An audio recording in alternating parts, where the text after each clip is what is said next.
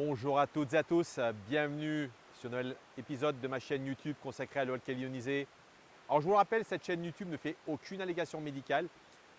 L'eau alcaline ionisée ne se substitue à aucun traitement médical quel qu'il soit et ne peut remplacer évidemment une consultation chez un médecin qui lui seul pourra poser un diagnostic sur votre maladie et vous proposer des solutions. Cette chaîne n'a qu'un but informatif, vous faire prendre conscience de l'importance de bien vous hydrater parce que vous le savez, 99,99% de vos cellules sont composées d'eau et à ce titre, leur rôle dans votre santé est bien évidemment prépondérant. Je produis 2 capsules par semaine, une le mercredi, une le dimanche. Et vous pouvez via la page d'accueil de ma chaîne YouTube qui s'affiche à votre écran, prendre un rendez-vous pour vous entretenir sur l'utilisation de votre ioniseur ou simplement me questionner sur une thématique de l'eau alcaline ionisée que je n'aurais pas évoquée dans mes capsules. Et je vous invite maintenant de découvrir une nouvelle thématique de santé préventive qui est notre exposition aux ondes électromagnétiques haute fréquence, véritable poison pour notre santé et véritablement pour notre sang. Et je vous propose via un rendez-vous de pouvoir simplement vous entretenir lors d'une conférence d'une quarantaine de minutes sur la possibilité de découvrir une solution brevetée vous permettant de pouvoir vous débarrasser de cette pollution électromagnétique invasive et nocive pour vous et votre famille. Alors je vais vous passer ici tout de suite une très courte vidéo rapide, muette, simplement vous allez pouvoir vous rendre compte de ce plombier, vous voyez, qui dans des appartements est en train simplement, vous voyez, d'ouvrir une canalisation d'eau et vous montre, et vous le voyez à l'écran ici un petit peu la couleur notamment de ces canalisations, également tout ce qu'on peut trouver. Ça permet de voir des choses que finalement on ne voit pas parce que vous savez, l'eau a cette particularité mais également ce gros défaut de finalement ne rien nous montrer parce que l'eau, vous savez, elle est traitée, elle est translucide et à ce titre, effectivement, on a toujours l'impression que l'eau qu'on va boire est toujours de bonne qualité puisque, encore une fois, elle ne présente visuellement aucun défaut. Alors simplement, ce que je voulais évoquer dans cette capsule, c'est que simplement, vous voyez, nous sommes passés d'une société où on a eu dans le temps, bien évidemment, dans tous les villages des fontaines et on avait des réseaux d'eau beaucoup plus primitifs qu'aujourd'hui, beaucoup plus sommaires qu'aujourd'hui. Mais vous le savez, avec le progrès, avec le monde moderne, qu'est-ce qui s'est passé? Eh bien, on a commencé à construire des maisons un peu partout, des appartements, des habitations.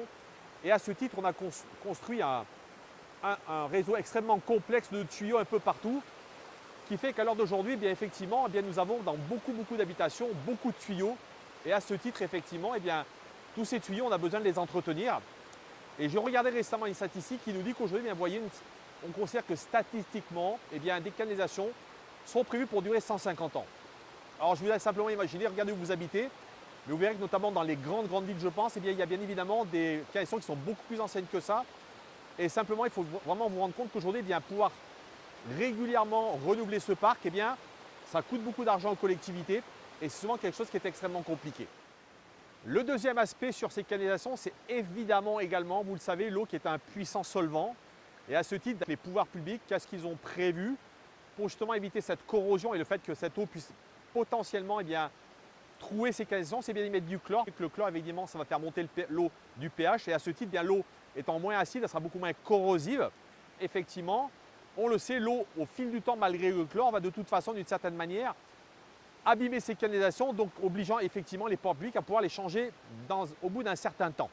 Alors, sachez qu'aujourd'hui, il existe 2 grandes menaces principales. Ce ne sont pas les seules, mais je les ai notamment documentées, certaines de mes capsules. Mais il y a 2 grandes menaces aujourd'hui qui, notamment, posent problème dans les canalisations dans nos villes. C'est le premier, ce sont des canalisations d'eau potable en plastique. Sachez qu'en France, il y a eu ce qu'on appelle des CVM, ce sont des chlorures de vinyle monomère, qui sont finalement cancérigènes, que ces tuyaux en PVC, ils ont été pointés du doigt récemment, notamment parce que la migration du plastique dans l'eau les rendrait cancérigènes. Donc vous voyez que ça, c'est déjà une problématique de santé majeure. Et d'ailleurs, je vous remettrai ici le lien d'une capsule que j'ai fait il y a déjà un certain temps sur le sujet, puisque notamment, je me souviens que on parlait beaucoup de la région du Bordelais qui avait été touchée par ces fameuses canalisations en PVC. Donc vous voyez que déjà, on se rend compte qu'aujourd'hui, par simplement ignorance, par le fait d'avoir peut-être privilégié un aspect financier, les pouvoirs publics n'ont pas nécessairement réfléchi que l'eau est un solvant potentiellement extrêmement puissant, que l'eau puisse éroder, puisse emmener finalement du plastique et rendre notamment cette eau cancérigène.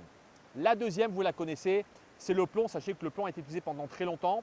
On s'est simplement rendu compte que le plomb finalement peut être dangereux, notamment parce qu'il est lié dans l'eau, puisqu'on parle de ce qu'on appelle également de saturnisme. Et ouais, ce qui est extrêmement troublant, c'est qu'à l'heure d'aujourd'hui, la seule statistique qu'on trouve sur aujourd'hui à les pouvoirs publics, elle remonte à 2013. On nous dit qu'il y a encore 7,5 millions de logements en France qui n'ont encore aujourd'hui des canalisations en plomb, donc qui à ce titre aujourd'hui véritablement mériterait un changement très important. Et la direction départementale européenne avait de simplement fixé une date limite pour fin 2013. Alors je ne sais pas aujourd'hui où en est l'état de ces canalisations, mais je pense qu'à l'heure d'aujourd'hui, malheureusement, il y a encore beaucoup d'endroits où les canalisations contiennent du plomb. Donc vous voyez qu'à ce titre aujourd'hui, eh bien, nos canalisations d'eau représentent déjà potentiellement un danger pour notre santé. Et je dois bien évidemment évoquer, vous le savez, ça fait maintenant, il n'y a pas un seul mois, une seule semaine sans nous ayons, via les grands médias institutionnels, des informations sur la qualité de l'eau et notamment les pollutions qu'on peut y trouver dedans, que ce soit, je vous l'ai dit tout à l'heure, ces fameux CVM, que ce soit les PFAS, que ce soit des médicaments, des hormones, du tritium, du radon. Donc sachez que la liste aujourd'hui, malheureusement, elle n'est pas exhaustive, mais elle s'allonge de jour en jour. Cela doit effectivement nous faire prendre conscience de l'importance, encore une fois, de pouvoir trouver des solutions pour boire une eau de qualité. Eh bien, on a d'une certaine manière perdu le plaisir de boire de l'eau. Parce que je considère qu'aujourd'hui, nous les humains, nous sommes faits pour boire de l'eau. Et parce que vous le savez encore une fois, nous sommes composés sur le plan cellulaire de 99,99%. Et à ce titre, et bien évidemment, c'est l'eau qui est notre principal carburant d'une certaine façon. Et finalement, je trouve que depuis un certain temps, je m'étais posé la question, comment se fait-il que les gens n'ont plus de plaisir à boire de l'eau? Bien finalement, en y réfléchissant un petit peu, vous allez sans doute comprendre, c'est extrêmement simple, il suffit simplement de regarder l'eau à notre disposition pour comprendre facilement qu'aujourd'hui, évidemment, boire de l'eau du robinet, eh bien, c'est devenu compliqué pour beaucoup de gens. La première raison, c'est qu'aujourd'hui, vous le savez, pour des raisons à la fois pour des raisons sanitaires, le chlore évidemment, c'est bien sûr quelque chose qui est là pour lutter contre toute la pollution, contre les germes et les microbes, mais pas que, parce que je vous l'ai dit tout à l'heure, afin qu'on élève le pH d'incanalisation pour éviter surtout de les abîmer. Mais au-delà de tout ça, il faut savoir que ce qui aujourd'hui est rédhibitoire pour un grand nombre de gens, c'est le fait d'ouvrir un robinet, d'avoir cette odeur de chlore très importante qui arrive à votre nez et qui va empêcher un grand nombre de gens déjà de boire cette eau. Et on aura même une deuxième catégorie de gens qui vont boire malgré tout cette eau, mais qui de toute façon ne prendront véritablement aucun plaisir à le faire, si ce n'est ils vont le faire simplement parce qu'ils savent qu'effectivement, eh bien, on a un besoin de s'hydrater quotidiennement qui est important. Et à ce titre, sachez qu'aujourd'hui, eh bien, par exemple, les Pays-Bas ont choisi massivement de commencer à se séparer des traitements de chloration de l'eau pour pouvoir privilégier plutôt des traitements aux UV qui effectivement enlèvent cette odeur de chlore dans l'eau, mais qui sont surtout beaucoup plus onéreux. Donc encore une fois, c'est un choix aussi également de santé publique. La deuxième, évidemment, c'est l'inquiétude de la présence, je l'ai dit tout à l'heure en introduction, de produits nocifs dans l'eau. De plus en plus de gens s'inquiètent, s'interrogent et se demandent si véritablement l'eau qu'on leur prétend être bonne au robinet l'est vraiment, parce qu'effectivement, eh bien aujourd'hui, il y a un manque de transparence des pouvoirs publics réel aujourd'hui. Si effectivement vous êtes en train de regarder votre bulletin d'eau de votre ville, ben vous verrez qu'effectivement tous les paramètres de contrôle de l'eau sont au vert parce qu'évidemment, eh bien, on ne contrôle que certains points alors qu'il en existe beaucoup d'autres qu'on ne traite pas. Et à ce titre, effectivement, il y a toute une pollution qui n'est pas prise en compte dans votre eau. Et je vous donnerai également une troisième peut-être raison, et là je vous demanderai de me donner votre avis dans les commentaires. N'hésitez pas à commenter cette vidéo, parce que moi je me rappelle très bien d'il y a une quinzaine d'années, lorsque je buvais de l'eau, notamment je la filtrais, eh bien j'avais toujours cette sensation lorsque j'étais en train de déglutir mon verre d'eau, d'avoir cette sensation de lourdeur, vous voyez, qui arrivait dans le bas de mon estomac. Particulièrement l'été, quand il fait chaud, on a cette impression d'avoir véritablement avalé quelque chose d'extrêmement compact dans son estomac.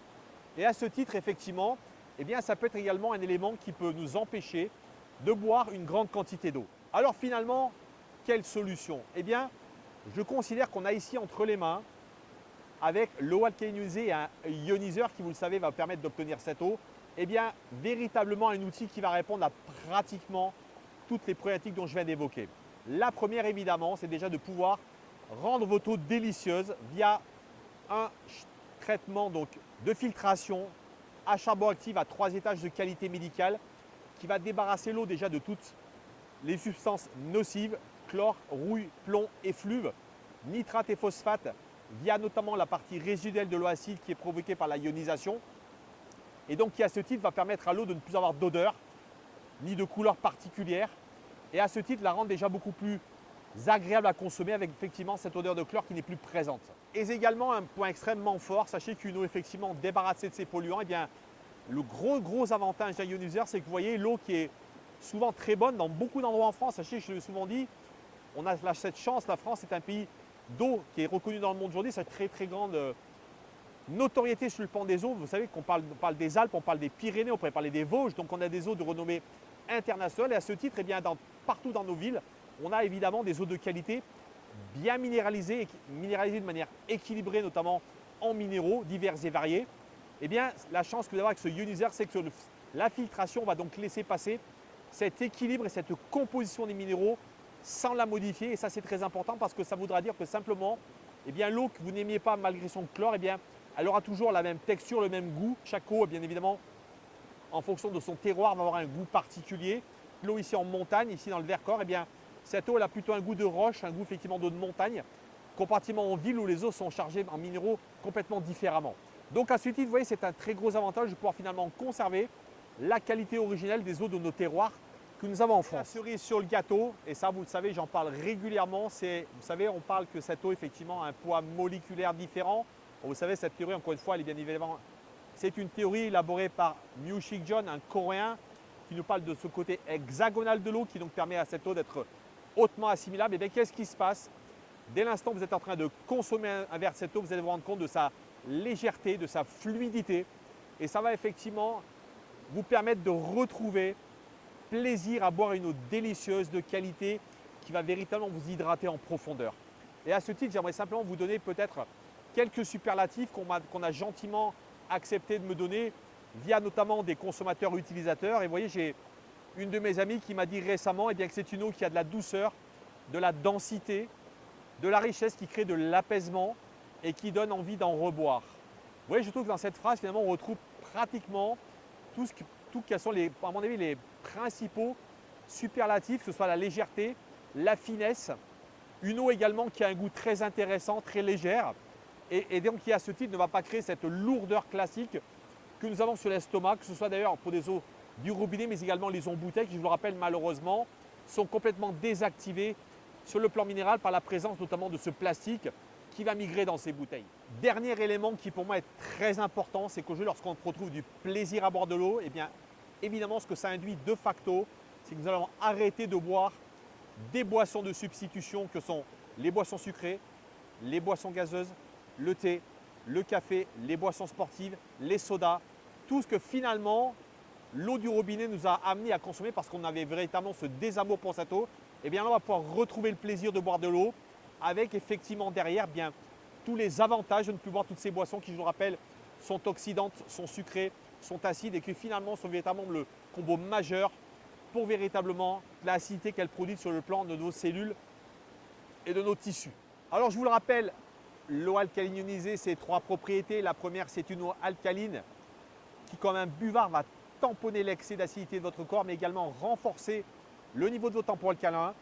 La deuxième, c'est une eau antioxydante, anti-rouille, qui, comme le vernis sur une peinture, va empêcher la rouille, l'oxydation, empêcher cette rouille à la fois cellulaire, mais également celle qui va apparaître sur votre visage par le biais des rides. Et la troisième, c'est une eau hexagonale, microstructurée, qui par son poids moléculaire va augmenter la perméabilité notamment et la meilleure assimilation des minéraux et des nutriments, mais également permettre une meilleure chélation, un meilleur nettoyage des déchets métaboliques. Je vous dis à très bientôt, prenez soin de vous.